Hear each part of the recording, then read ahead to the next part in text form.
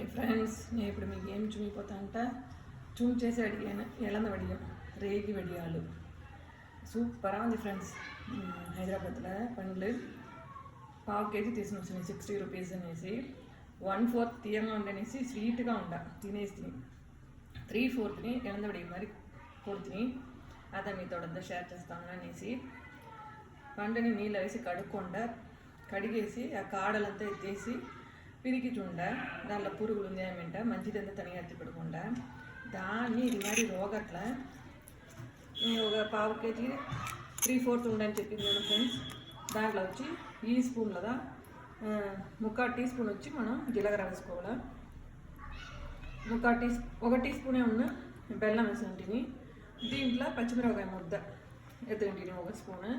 ఉప్పు 1/2 tea spoon ఎత్తుంటుంది.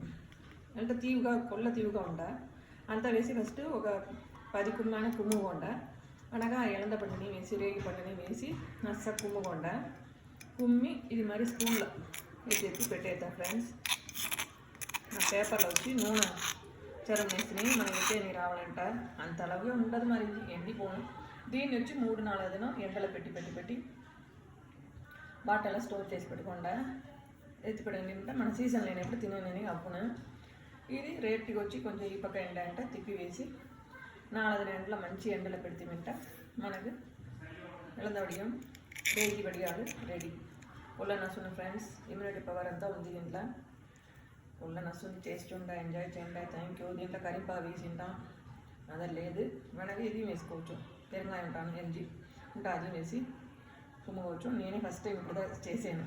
నేను సేలం మా అమ్మ ఊరు అక్కడ మానవరిగా చిక్కును కోయంతూరు సేలం ఇదంతా చిక్కును ఆడ తినేసేమో తీసి పుల్లంగా కూడా ఉన్నాం. ఇక్కడ కొంచెం పెద్దదిగానే ఉంది, తీయంగానే ఉంది.